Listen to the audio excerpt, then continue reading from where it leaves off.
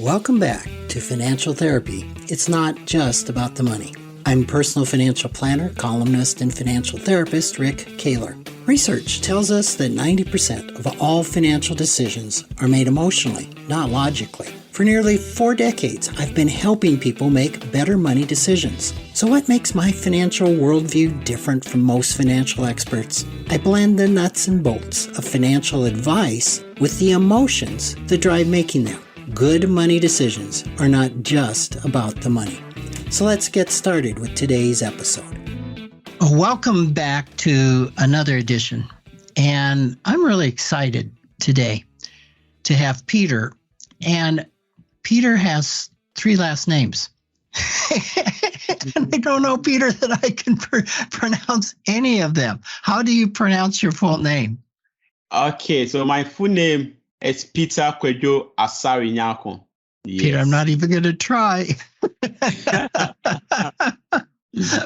But I am glad your first name, I absolutely can do well. Sure. So, that's right. So good to have you. Why don't you, let me just say that Peter is the executive director for the Center of Financial Literacy in Africa. And Peter reached out to me and told me a little bit about his work, and I found it really fascinating.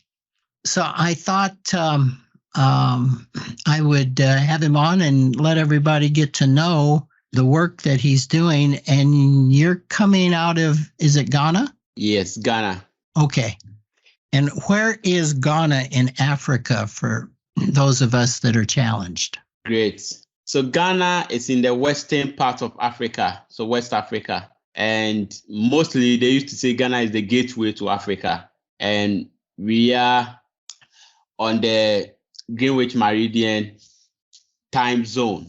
Yes. Which is the same time zone for all of you listening as England. Yes. Tell us just a little bit about what your center is all about. Great. Thank you, Rick. So Center for Financial Literacy Education Africa is a nonprofit social organization based in Ghana, and we develop and promote financial literacy skills in young Africans. And so about 8 years ago, I had a conversation with my granddad that changed my perspective about life. He made all the money you can think of. He was financially rich, but because he couldn't build a strong financial foundation, because he wasn't financially aware and financially literate. After retirement, he went through a lot of financial challenges. So one hot afternoon, he invited me and he shared his story with me. So I said to myself, then I need to take this message to the world. So that was the driving force for me getting myself into financial literacy advocacy. And so in 2018, I founded Center for Financial Literacy Education Africa to promote financial literacy in Ghana and across the continent of Africa. So Peter, what was it about? What did your grandfather say to you that caused this whole change in the direction of your life? Yes. So he said his financial actions and inactions was having a huge impact on his life. After he made all the money, and because he couldn't save enough money, because he couldn't invest enough money. After retirement, there were no money available. He thought Social Security was going to take care of him. But right after retirement, he found out that Social Security wasn't enough. And so that was the message he shared with me. His financial actions and inactions couldn't help him in his old age. So are you saying, Peter, that he made a lot of money in his life, but that he didn't invest it? Yes. And so so I'm assuming that with the money that he made, that he spent all of it. Yes. So there were no savings, there were no investment, no retirement planning. And so any money he gets, he blows the money away. And so he couldn't build any financial wealth for himself and even for Okay, so I can understand how that would be so impactful and it obviously was really impactful to you. Yeah. So much so that not only, I mean, a lot of people out of that might have taken it away from it. I'm not going to let this happen to me. But it sounds like you took it you took it to the whole world. Yes. So after I heard that message, I said to myself, then I need to start planning my finances as an individual. And two, I need to let other people become aware so they don't go through the same mistakes my granddad made. So that was the driving force. So I started applying financial literacy skill sets.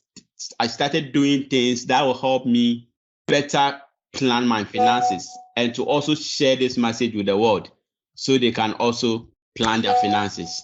So what did you specifically start doing for yourself? Great. So I remember I started earning money because one time I asked him, so how do I prevent myself from going through what he went through? And he said, first, you need to earn money, because if you don't earn money, you can't save and invest. And so the first thing is you got to have some income. You got to have some earnings. So I remember when I was young, my dad is a farmer. And so anytime he cultivates the land, he will give a portion to me and my siblings. And we will also grow crops. And we will harvest these crops, take it to the market, and make some money. And when we make the money, we save this money mostly in piggy banks. So in Ghana, we call it susu boxes. So we put our monies in piggy banks, and then mostly we open our piggy banks in December. So December, when the Christmas festive is coming, my dad will say, go and bring your piggy bank and let's open it. And you realize you have been able to save a quite amount of money. So that was how I started implementing what my granddad shared with me. How much, what percent of what you earned did you put into the piggy bank? I think at my young age, I was saving almost all the 100% of my income. Yes. Yeah. So any money I get, I make sure I keep that money in the piggy bank. So I was saving almost 100% of all my income. My parents were giving me food, they were giving me shelter, they were paying for my school fees, and so I had no bills to pay. So once I get money, I just put it into my piggy bank and save it. So how'd you progress from there? Yeah, so I remember I was able to save quite an amount of money, and so I needed something, and so my dad would say, once you have been able to save money, use that money to buy what you want. During the Christmas season, we will go to the market and spend the money that we have been able to save. And so because I was saving, I was able to acquire the things that I really wanted. Buying my school bags, buying shoes, buying things that I really wanted at that young age. So all these things were possible through the savings that I was making. And do you remember the emotions that you felt about earning and saving that money? I think once you earn your own money, it gives you that sense of fulfillment. You feel like you are in charge. Mm-hmm. If you earn your own money and you save your own money and you use your own money to buy the things you really want, after you have gone through that process, you feel like, yes, I did this myself. And so it gave me that sense of fulfillment and happiness. And so that has been something I've been able to grow up with. And so anytime I want something, I tell myself, let me go earn some money, let me save so I can get what I wanted. So it gave me a sense of fulfillment, it gave me happiness. And I believe anything I want, once I put a plan together, start earning money, start saving, I'll be able to achieve everything that I want. Tell me a little bit more about your progression or your jobs, your career path. So after I heard the message from my granddad, I think I was in senior high school. So after senior high school, my dad wanted me to be an IT engineer. So I went to IPMC College of Technology to learn system and network engineering. But deep within me, I had passion for money. I had passion for counting, maths. And so I decided to take an accounting course. So I left the engineering sector, the IT sector, to pursue accounting. And so when I got the accounting degree, that was when I started putting together my colleagues, my other colleagues. We will come together. We will go to the marketplaces. We will go to churches. We will go to the communities to talk to people about financial literacy and the need to plan your finances. In tertiary, I was going to the community. I was going to marketplaces, educating people. And so after school, I also took online courses about financial literacy. Currently I am a certified financial fitness coach.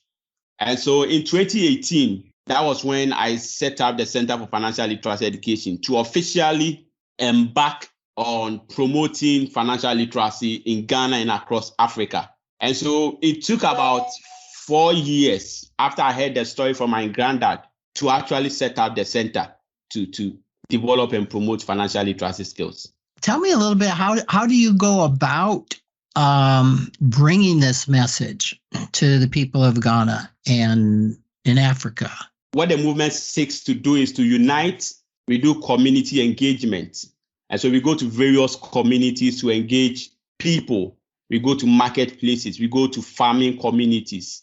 We organize artisans, beauticians, and promote or help them develop the skill set for managing their money. We also do online webinars. We go to schools. So we do school outreaches. We go to tertiary schools. We go to senior high schools, inculcate the habit of financial literacy in the students. And we also run publications. So we go to media houses, media campaigns. So we go to media houses, TV, radio, newspapers, online portals, promoting financial literacy and financial awareness. Yeah, so basically that has been our core project. Aside that, in Africa now we are in 12 African countries. We are in Ghana, Wow. we are in Nigeria, we are in Kenya, we are in Tanzania, we are in South Africa, we are in Lesotho, Somalia, and other Malawi and other African countries. Our goal is to touch all the 54 African countries and also expand beyond the continent of Africa with our collaboration with the Financial Awareness Foundation. This is a global movement, so we want to touch every individual on the face of the earth. Another flagship program is the youth movement. So we believe young people need to hear this message. Young people need to acquire the basic financial literacy skill set. And so we are bringing all young people together. We are creating awareness on social media. We believe now young people are on social media more than any other generation. And so we want to create a buzz where young people across the world will meet and have financial literacy conversations, think about how we can improve our community, improve our economy as well. Tell me a story or two of how this has impacted the life of some people. In 2021, we went to one of the marketplaces in Accra called Medina Market. And so we engaged about 500 market women. So what we do is we use our FA association on university campuses. We bring their students on board. We train them, we orient them, and we equip them with vital skills so they can go into the marketplace and engage the women one-on-one, have a one-on-one conversation with the women. And so we engaged about 500 market women in Medina in April 2021. How long is this engagement, or it's a training course or workshop, right? So we train the volunteers in a 90-minute presentation. After taking them through that 90-minute conversation, we want them to go to the marketplace. We develop a set of questionnaires for them. We develop a set of vital information where they can use to engage the market women. And when we go to the marketplaces, we have a 3-hour conversation with the market women. So each volunteer is supposed to engage at least 10 market women within an hour of 3. And so when we went to the marketplace in April, we went back in October to do a follow-up on how the message we shared with them in April is impacting their life. And the responses were amazing. Someone would be like, initially, I knew nothing about retirement plan. I knew nothing about insurance. But when you came here to engage us, now I have an insurance policy. Now I have a retirement plan in place. Now I'm able to track my income. I'm able to do budgets for the things that I am into. And so we realize that it is reflecting in their lives. The messages we are sharing with these people is transforming their life, is transforming their business, and it's also helping them to communicate with their family. So one thing we tell them is, maybe in December, you may want to have a family meeting where you assess the financial habits of each of your family members. So let me get this right. You trained the volunteers for 90 minutes. Yes. The volunteers went out into the marketplace. And I think you were saying the marketplace women, right? Yes. The volunteers spent about 3 hours. Did I get that right? Yes. Was that 3 hours with each person or 3 hours with a group? So the 3 hours is for the group, but each volunteer is supposed to engage at least 10 people within that 3 hours. So they spent 3 hours with a group of 10, each one of them. Yes. And from that 3 hours, that was it. There was no more training or one-on-one conversations or anything, right? So after that, we take their details and we do follow-up. So we share additional information with them. We do follow-up calls. And we also ask them to get in touch in case they are facing some difficulties or they want additional information. So we create that link between the market women and the organization. Okay, so there is some contact available going forward. Is that kind of as needed, or is there a structure? Is there a plan of follow-up? It's a plan. So like I said, every year we have 2 campaign months. And so we try to, once we go to a particular place, let's say in April, we try to follow up in October. But before we go back in October, within April and October, we try to engage them through phone conversations, emailing them with additional information, getting in touch with them to make sure they are practicing what our volunteers shared with them. Okay. Now that makes sense. How many more hours do you guess that you have in contact with them between April and October? About 4 hours. So you've got 7 hours into the person. Yes. And what percent of those, when you come back and visit them in October, what percent have really had a meaningful shift? When we started, I would say it was about 15 to 20%. Mm-hmm. That was at the initial stage. A lot of people were not getting the message at the initial stage. But as time goes on, from 2021, 2022, 2023, April, I think we had about 40 to 50% impact on the people. Because now... So these would be the same people, the same kind of group of 10. Yes. Multiplied by the number of volunteers.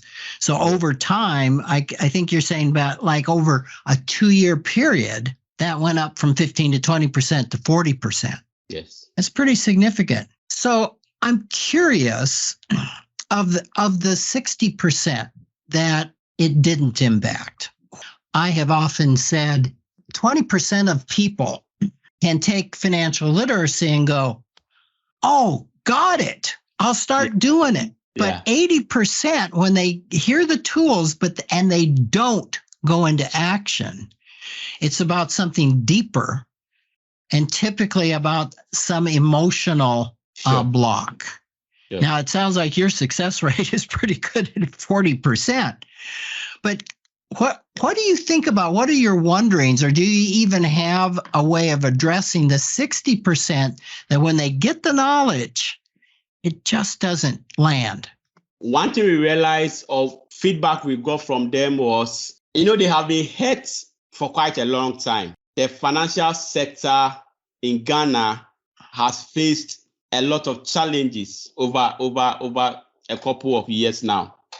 And so people will tell you, I was ready to invest. I invested my money with a financial institution and later they ran away with my money. Yeah. And so I am scared to invest again. So that is a challenge. Financial literacy isn't taught in schools because financial literacy is a taboo topic in most of our homes in Ghana. People do not grow up with the skill set. And so it's a bit difficult trying to give them something that it has been denied them for quite a long time.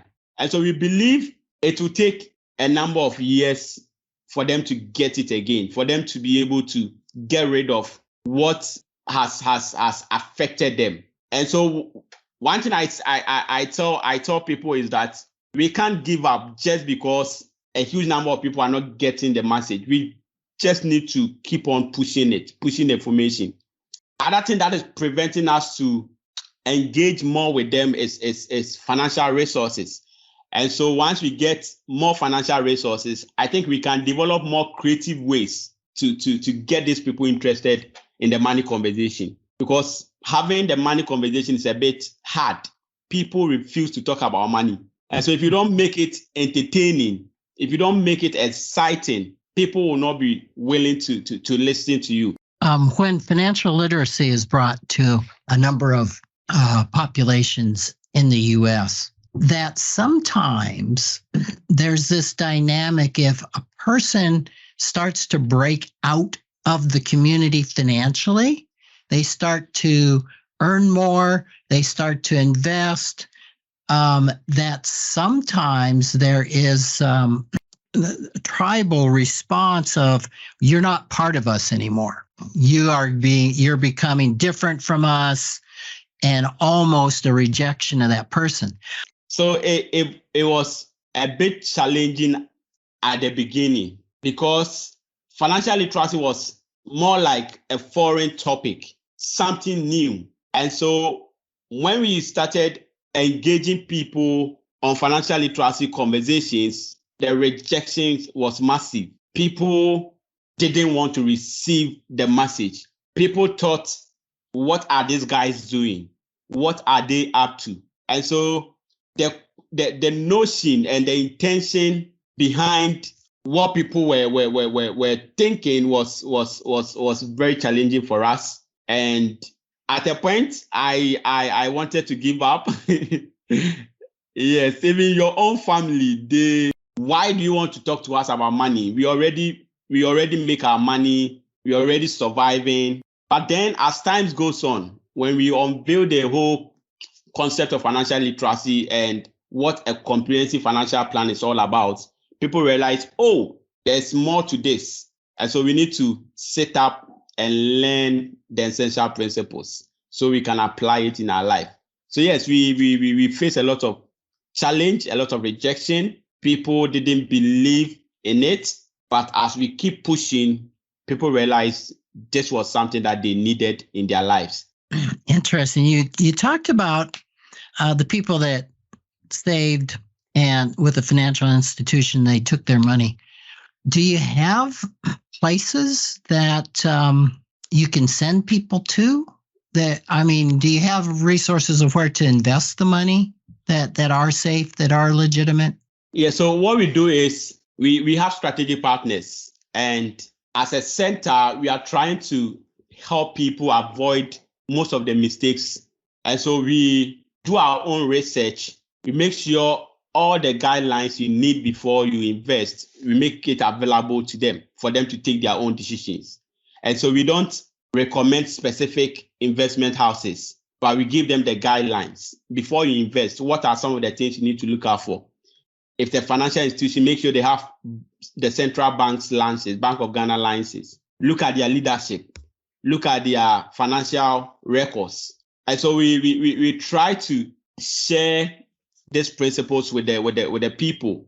So once they go to the investment house, they know, okay, let me look at it. So they know all the pointers they need to look at before they make that decision. And we also have some strategic partners who we believe and we work with them. So these are ways we are making sure people avoid the mistakes of losing their money. What else would be important for people to know about your center going forward? Great. And thank you very much for giving me this opportunity to talk about my organization and what we are doing to help promote financial literacy. So at Center for Financial Literacy Education, we are building an Africa in which all people are financially aware and financially literate.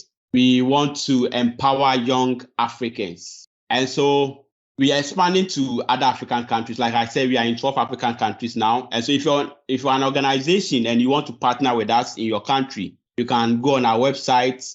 You can check us out on social media, Center for Financial Literacy Education Africa. And let's connect, because I believe there is power in collaboration. I've seen a lot of organizations doing individual activities, but I believe once we all join forces together, we can expand really faster and touch a whole lot of people. So I'm calling for collaborations. I'm calling for partnerships. That will be my first point.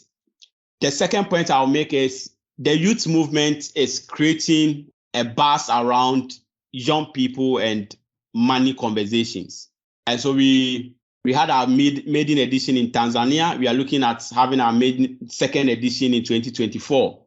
And so we also call on organizations to come on board and support the youth movement. If you're a young person watching this, you may want to get in touch with us so we can all move together to promote financial literacy.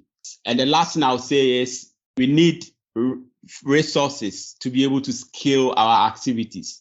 We are a nonprofit organization, and your support, your help will help us accelerate the activities that we are doing. We want to touch a whole lot of people.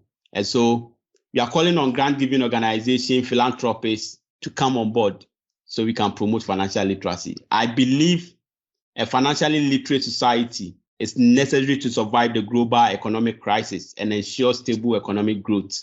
Well, thank you very much. A friend of mine once said that money skills are a 21st century survival skill.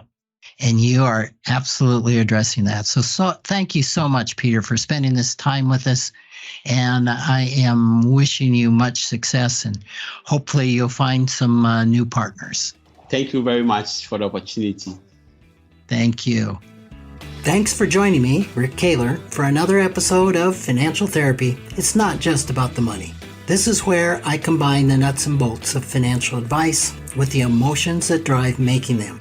Remember, every financial behavior, whether it appears illogical to you or others, makes perfect sense when we understand the underlying beliefs, feelings, and thoughts. Sign up for my weekly blog at financialawakenings.com. I hope you'll join me again for our next episode.